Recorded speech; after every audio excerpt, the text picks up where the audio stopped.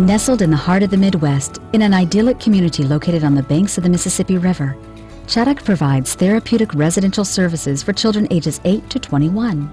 As a faith-based organization affiliated with the United Methodist Church, Chaddock has served children who have been adopted from 11 different countries. Children from 23 states and one tribal nation, from Alaska to Florida, have found refuge and renewal in the home-like environment of Chaddock. Chaddock's strong values of spirituality, relationships, responsibility, learning, and caring have fostered the development of one of the most effective developmental trauma and attachment programs in the nation. Chaddock's values serve as the foundation of every decision we make in the organization.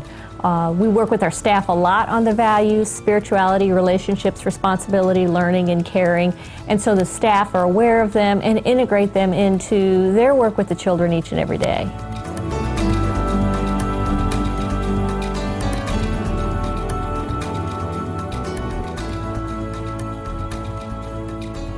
The children and families we serve here at Chaddock are those who have fallen through the cracks and the safety nets that are out there. And if we aren't able to help them as an organization, who's going to help them? And so we work very hard to help those children and families start where they're at and try to move them to a place of hope and healing. I firmly believe we stand on the shoulders of those who came before us. And so the good work that Chaddock has done for more than 150 years allows us to reach even greater heights today.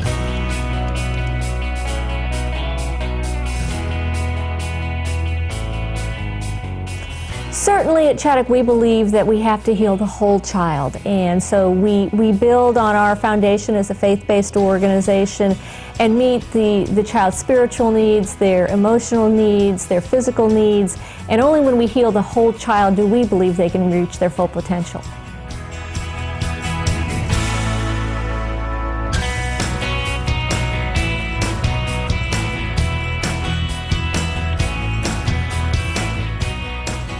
A number of years ago, we saw that there was a group of children who weren't able to be helped by the traditional treatment methods, and we weren't willing to give up on those children. And so we decided that we were going to work until we found a way to break through with this group of children that other techniques didn't work with. And so many of their families had been told there was no hope for their child. We weren't willing to accept that, and so worked until we found a way to reach through to these otherwise unreachable children and meet their treatment needs so that they can be a contributing member of their family and community.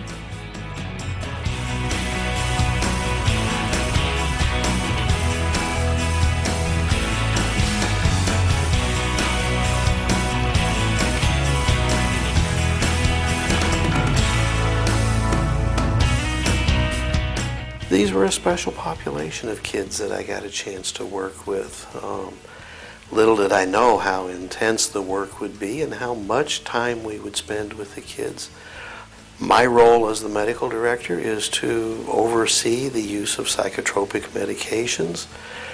Some of our kids are on a lot of medications, some aren't on any, and they don't need to all be on medications. My goal is always to try to reduce as much medicine as we can.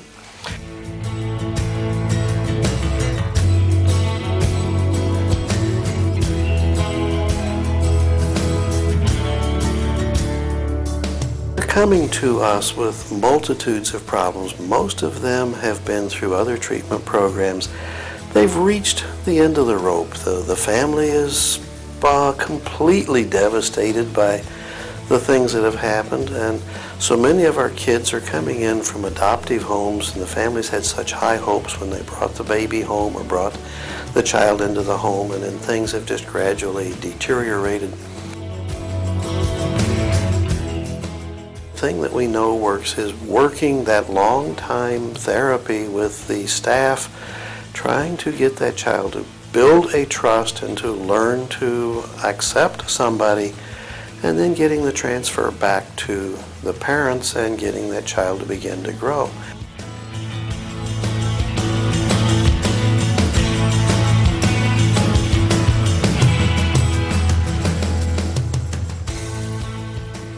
We are really looking at the kids developmentally in terms of where they're at rather than their chronological age. So we know that kids that come here may be 15, 16, or 17, but because of trauma early on, in infancy and toddlerhood, they have some unmet needs from earlier developmental stages. So one of the key aspects of our model is looking at how do we meet those earlier developmental needs while still relating to this adolescent.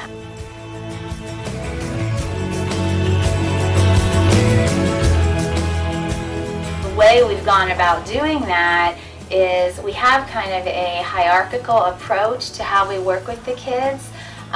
We start out at the lowest developmental need level.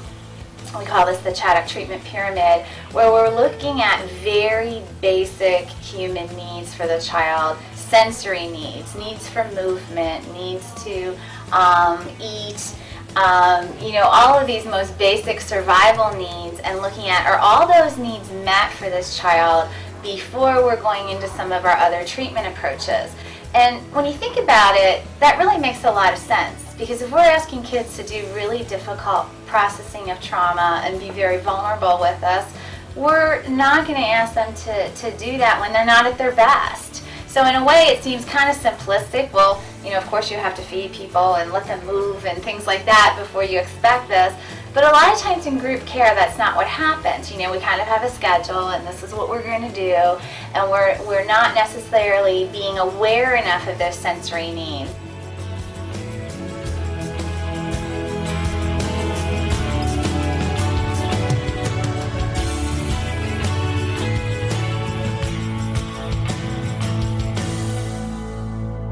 One of the ways I explain the importance of that very most basic foundational place where we start with kids is, if you think of yourself and you have to complete a task when you've been all cramped in a chair for a long time, or when you're hungry and you're needing to go to lunch, you're not at your optimal level to complete that. And with our kids, they're always, which I'll talk about that in a minute in terms of trauma and the impact on brain development, they're always kind of at that level of being very sensitive to those things. So something that might be a small thing for you where, well, I can still complete the task, I'm a little grumpy about it, because I'm hungry, could be, I can't complete the task, and in fact I'm going to become aggressive because I'm kind of hungry. So those little things become so significant with our kids.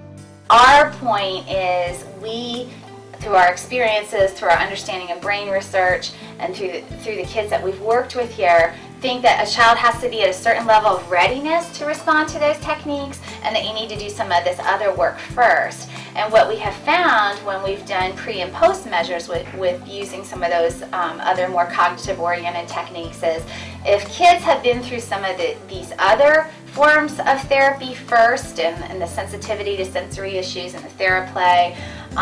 We also use dyadic developmental psychotherapy, which is developed by Dan Hughes.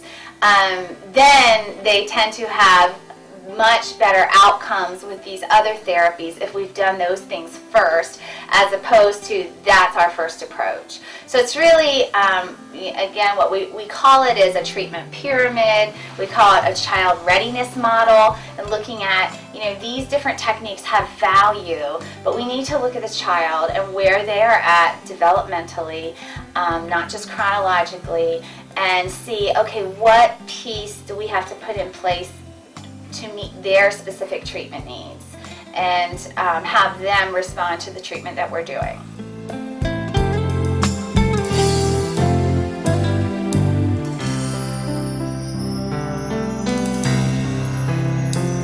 It took us about 3 months to go through the process of getting her accepted here at Chaddock, which they tell me is pretty much unheard of. It usually takes a year to get all the paperwork done and get the funding. And so we have seen God work in a miraculous way, and being able to get Katrina here. That first day here is very traumatic, but they try to help you to feel more comfortable. We started, the first day we had a TheraPlay time, and they videotaped it, and what it showed me was that I needed a lot of work as well as Katrina, because I had become emotionally dependent on her since I was widowed 13 years ago. I came December 6, 2007.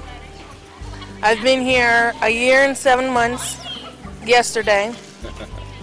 I'm a totally different person. I came and had all F's. Didn't want to go to school, always walked out of school when I was at home. I went to school after Christmas break. Didn't really know anybody, was afraid to get to know anybody, was afraid to meet the staff, didn't feel like I would fit in. It was just really hard for me and my dad to be separated because we're so close. And I love school now. I just want to really succeed in my education and grew up to be a mature adult and a loving mother and a loving daughter. Since 1853, Chaddock has impacted the lives of children, never faltering, consistently offering hope and healing to those in greatest need, because we believe that every child deserves a chance.